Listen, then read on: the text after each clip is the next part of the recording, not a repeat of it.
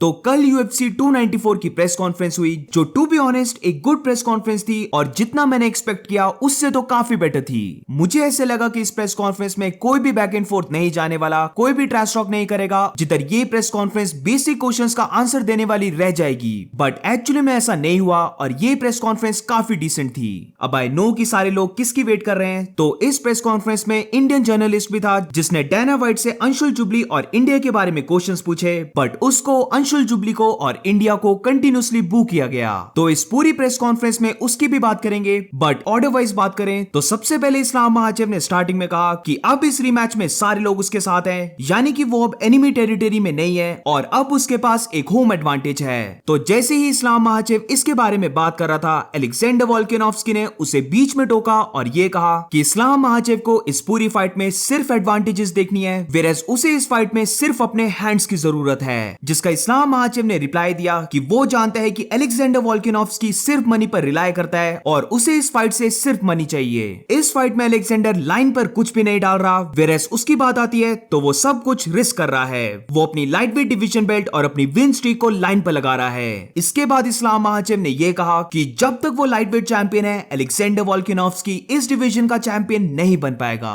अब इसके बाद कमारू उस्मान की बात करें तो रिसेंटली अपनी ओपन ट्रेनिंग में एक इंसिडेंट हुआ जिधर उसने जस्टिन गेची को टेक डाउन किया, बट जैसे ही उसने टेक डाउन किया उसने जस्टिन गेची को कुछ ना कुछ जरूर बोला। अब कुछ आर्टिकल्स में मैंने ये सुना कि कमारू उस्मान अपनी नी पॉप होने की बात कर रहा था, बट कुछ आर्टिकल्स ये बोल रहे थे कि कमारू उस्मान का शोल्डर पॉप हुआ है। तो ये चीज कंफर्म नहीं है कि क्या पॉप हुआ, बट मैंने भी उस वीडियो को देखा था और डेफिनेटली कमारू उस्मान ने पॉप वर्ड का यूज किया है। बट इस प्रेस कॉन्फ्रेंस में कमारू उस्मान ने ये सारी एलिगेशंस को डिनाई कर दिया। कमारू उस्मान ने कहा कि उसे कोई इंजरी नहीं है और वो इस फाइट में हमजा चिमाएव के साथ एक मैन डांस करने वाला है। अब फाइट में मैन डांस का बेसिकली मतलब है कि एक बैक एंड फोर्थ फाइट करना, बट इधर हमजा चिमाएव ने कमारू उस्मान को ट्रोल किया जिधर उसने ये कहा कि कमारू उस्मान ऑक्टेगन के अंदर आ रहा है डांस करने, वेयरएज वो इस फाइट में आ रहा है कमारू उस्मान को किल करने के लिए। अब क्या कमारू उस्मान पोलो कोस्टा से ज्यादा टफ है? तो इसका हमजा चिमाएव ने रिप्लाई दिया कि उसे फर्क नहीं पड़ता, उसे ये चीज मैटर नहीं करती कि उसका ओपोनेंट कौन होने वाला है, क्योंकि वो सबको स्मैश करने वाला है। अब इधर इस्लाम महाचेव बेसिकली कह रहा था कि वो इस फाइट को क्लियर कट विन करेगा और लास्ट टाइम जो थिंग्स हुए थे जिसकी वजह से प्रॉब्लम आई वो इस फाइट में नहीं आएगी। तो ये सुनकर अलेक्जेंडर ने इस्लाम को क्वेश्चन किया कि क्या इस्लाम महाचेव इलैबोरेट कर सकता है कि वो थिंग्स क्या थी जिसकी वजह से उसे लास्ट फाइट में प्रॉब्लम आई। तो इस्लाम महाचेव ने कुछ ऐसा कहा जो I am not sure 100% correct है, क्योंकि मैं एग्जैक्टली नहीं समझ पाया कि इस्लाम महाचेव क्या बोल रहा था, बट मे बी वो ये बोल रहा था कि उसे last time 5 in the morning वे इन करना पड़ा। तो इसका अलेक्जेंडर ने रिप्लाई दिया कि इसमें क्या हो गया, क्या उसे 30 आवर्स भी इनफ नहीं है रिहाइड्रेट होने के लिए? इस्लाम महाचेव ने इस पर कहा कि उसे पूरा टाइम चाहिए रिहाइड्रेट होने के लिए, जो उसे ऑस्ट्रेलिया में नहीं मिला। तो अलेक्जेंडर ने इसका रिप्लाई दिया कि उसे तो 0 टाइम चाहिए रिहाइड्रेट होने के लिए। इस्लाम महाचेव रिलाई कर रहा है home town advantage 10 extra hours rehydrate होने के लिए, बट जब उसकी बात आती है तो वो इस फाइट में सिर्फ रिलाई कर रहा है अपने स्किल्स पर। अब इसके बाद कमारू उस्मान और हमजा चिमाएव की बात करें तो कमारू उस्मान से एक क्वेश्चन पूछा गया जिसका कमारू उस्मान ने रिप्लाई दिया कि वो बेस्ट इन द वर्ल्ड है। जैसे ही कमारू उस्मान ने ये कहा, हमजा चिमाएव ने उसे क्वेश्चन किया कि अगर वो बेस्ट इन द वर्ल्ड है तो वो ऑलरेडी 2-3 फाइट्स कैसे हार गया? अगर तुम खुद को बेस्ट इन द वर्ल्ड बोल रहे हो तो फिर तुम एक भी फाइट नहीं हार सकते।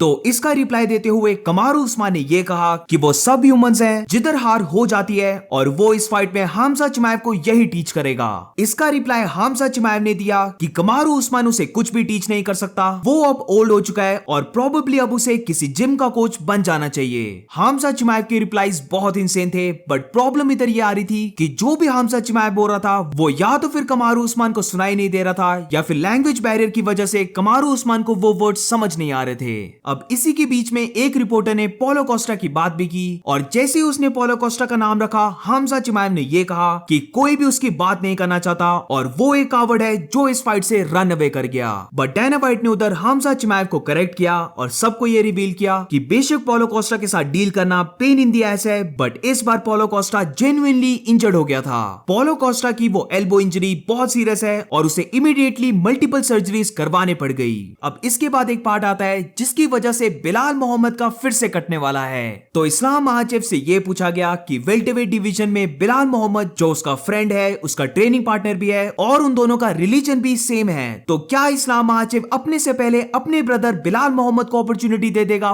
वेल्टरवेट बेल्ट के लिए फाइट करने के लिए। अब इस्लाम महाचेव ने इधर डायरेक्टली बिलाल मोहम्मद के बारे में कुछ नहीं बोला, बट उसने इनडायरेक्टली ये चीज क्लियर कर दी कि वो चाहता है कि उसे टाइटल शॉट मिले। इस्लाम महाचेव ने कहा कि अब उसने 2 बार एक दूसरे वेट क्लास के ओपोनेंट यानी कि अलेक्जेंडर वोल्कानोव्स्की को अपॉर्चुनिटी दे दी है उसके बेल्ट के लिए फाइट करने के लिए, और अब वो चाहता है कि यही चीज उसके साथ हो। इस्लाम महाचेव ने कहा कि उसे ऐसा लगता है कि वो फुली डिजर्व करता है कि वो नेक्स्ट वेल्टरवेट बेल्ट के लिए फाइट करे।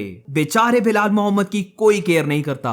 आई थिंक मैं ही ऐसा पर्सन हूंगा जो ये बोलता है कि बिलाल मोहम्मद सबसे ज्यादा डिजर्व करता है बेल्ट के लिए फाइट करने के लिए। बट प्रॉब्लम बिलाल मोहम्मद की ये है कि ना तो वो ज्यादा अमेरिकन ऑडियंस को अट्रैक्ट कर पा रहा है और ना ही वो मिडिल ईस्टर्न की जो ऑडियंस है उसको अट्रैक्ट कर पा रहा है। बट एनीवेज इसके बाद रिपोर्टर ने ये भी पूछा था कि अगर इस्लाम महाचेव को टाइटल शॉट मिल जाता है और अगर वो चैंपियन बन जाता है तो क्या वो बिलाल मोहम्मद के साथ फाइट करेगा। बट जैसे ही वो रिपोर्टर अपने क्वेश्चन को कंप्लीट कर रहा था, डैना व्हाइट ने उसे टोक दिया और ये कहा कि अभी इस्लाम महाचेव अलेक्जेंडर के साथ फाइट कर रहा है। अब इसके बाद मेन बात आती है जिसके लिए आई नो कि तुम सारे लोग वेट कर रहे हो। तो सोनी स्पोर्ट्स का जो इंडियन जर्नलिस्ट है उसकी बारी आती है क्वेश्चंस पूछने की। तो वो डैना व्हाइट से ये पूछता है कि उसने 2 साल पहले डैना व्हाइट का इंटरव्यू लिया था इंडियन फ्यूचर को लेकर, और अब यूएफसी में अंशुल जुबली और रिसेंटली ही पूजा तोमर ने भी साइन कर लिया है। तो डैना व्हाइट इनका फ्यूचर और इंडियन एमएमए का फ्यूचर क्या देखता है। तो जैसे ही Anshul Jubli but mainly India का नाम आया तो सारे लोग बू करने लग पड़े। पीछे से काफी नारेबाजी होने लग पड़ी, जिधर उसके बीच में डैना व्हाइट ने ये कहा कि यस वो पूरे वर्ल्ड से इंक्लूडिंग इंडिया टैलेंट को ढूंढ रहे हैं। अब काफी लोग इतना ज्यादा बू करने लग पड़े कि इवन हमजा चिमाएब भी थोड़ा सा अनईजी हो गया था, जिधर हमजा चिमाएब ने कॉन्वर्सेशन को इनिशिएट किया और ये कहा कि वो ऑलरेडी इंडिया आ चुका है और वो फिर से प्लान कर रहा है इंडिया को विजिट करने का। बट इसके बाद भी जब भी इंडिया का नाम आ रहा था या फिर वो इंडियन जर्नलिस्ट को दिखाया जा रहा था तो पीछे से ऑडियंस बू कर रही थी और नारेबाजी कर रही थी। और ये चीज हम अलेक्जेंडर वोल्कानोव्स्की, कमारू उस्मान और डैना व्हाइट के फेस पर देख सकते हैं कि वो तीनों कंफ्यूजन में थे कि एक्चुअली में ये हो क्या रहा है, ये सब लोग इंडिया के नाम पर बू क्यों कर रहे हैं। अब इस पूरे मैटर में मेरी क्या ओपिनियन है तो देखो गाइस, क्या ये एक चीप हरकत थी? तो बिल्कुल ये चीप हरकत थी। ये चीज मैं काफी टाइम से बिलीव करता आया हूं और इस चीज का मैंने कई बार रिप्लाई भी दिया है कि एमएमए एक बहुत ब्यूटीफुल स्पोर्ट है और इधर कंट्री की राइवलरी या फिर रिलीजन्स के टॉपिक नहीं लाने चाहिए। एंड ऑफ द डे ये चीजें किसी को भी हेल्प नहीं करती। द ओनली थिंग जो फाइटर को हेल्प करती है वो है उसका वर्क एथिक और उसके स्किल लेवल्स। तो अगर कोई कंट्री के बेसिस में किसी को बू कर रहा है तो लेट इट बी, क्या फर्क पड़ता है। All we can do is win. बाकी चीजों की बात नहीं करेंगे, but beat Olympics, beat Asian Games और अब एमएमए को ही ले लो, हम सब जगह आगे हैं। दूसरों से कंपैरिजन ना करते हुए हमें खुद से कंपेयर करना है। और ये चीज मैं बोलूंगा कि रिसेंट टाइम्स में हमारी इंडियन स्पोर्ट बहुत ज्यादा ग्रो कर रही है। और यूएफसी की अगर हम बात करें तो ये तो अभी शुरुआत है। रोड टू यूएफसी में ऑलरेडी इंडियंस को चांस मिलने लग पड़ा है। तो I am pretty sure road to UFC के सीजन 3 में भी हमें इंडियन फाइटर्स देखने को मिलेंगे। और अब पूजा तोमर एक क्लियर एग्जांपल है कि यूएफसी इंडियन फाइटर्स को डायरेक्टली भी पिक कर सकती है। और जैसे मैं अपनी प्रीवियस वीडियो में कह चुका हूं, ये तो अभी शुरुआत है। धीरे धीरे करके अपकमिंग ईयर्स में हम ये देखेंगे कि इंडियन फाइटर्स कितने ज्यादा यूएफसी में आने लग पड़े हैं। तो इन बातों को इग्नोर करो। फाइटर्स बू होते हैं, कंट्रीज बू होती हैं, who cares. The only thing इस पूरे यूएफसी 294 में मैटर करती है वो ये है कि अंशुल जुबली जीतना चाहिए। तो आई एम रियली सॉरी कि इस टॉपिक को कवर करने के लिए मैंने ज्यादा टाइम ले लिया। तो इसीलिए बिना टाइम वेस्ट किए रिज्यूम करते हैं कि आगे की प्रेस कॉन्फ्रेंस में क्या हुआ। तो एक रिपोर्टर ने अलेक्जेंडर को यह कहा कि इस बार जो अलेक्जेंडर इस्लाम महाचेव से फाइट करने वाला है वो इस्लाम महाचेव का वर्जन कंप्लीटली डिफरेंट होने वाला है। ऑस्ट्रेलिया में जो इस्लाम महाचेव का वर्जन था उससे ये वाला वर्जन बहुत डिफरेंट होगा, क्योंकि अब इस्लाम महाचेव ज्यादा बिग, ज्यादा स्ट्रॉन्ग और ज्यादा टफ होगा। तो अलेक्जेंडर ने इसका रिप्लाई दिया कि उसे ऐसा क्यों लगता है। क्या इस्लाम महाचेव के लिए लास्ट फाइट में 30 आवर्स रिहाइड्रेट होना इनफ नहीं थे, और अब क्या उसके लिए 40 आवर्स इनफ होंगे फिर से स्ट्रॉन्ग होने के लिए। और एक बार फिर से अलेक्जेंडर ने यही कहा कि इस्लाम महाचेव इन्हीं चीजों पर रिलाई कर रहा है कि कौन सी चीजें उसे एडवांटेज देती हैं, वेयरएज वो अपने स्किल्स को बैक कर रहा है। वो तो इस फाइट में अपने स्किल्स को बैक कर रहा है, बट इस्लाम महाचेव रिहाइड्रेट होने के लिए एक्स्ट्रा टाइम को बैक कर रहा है। इस्लाम महाचेव ने इसका रिप्लाई दिया कि इस फाइट में वो डेफिनेटली ये चीज शो करने वाला है जो वो लास्ट टाइम में शो नहीं कर पाया। और इसका अलेक्जेंडर ने एकदम से रिप्लाई दिया कि उसे जरा भी टाइम नहीं चाहिए इस फाइट के लिए प्रिपेयर होने में, और इसीलिए वो इस फाइट को 12 डेज के शॉर्ट नोटिस में कर रहा है। सो ये थी पूरी प्रेस कॉन्फ्रेंस की एक्सप्लेनेशन वीडियो। अगर आपको ये वीडियो अच्छी लगी हो तो please make sure to like and subscribe. मिलते हैं नेक्स्ट वीडियो में।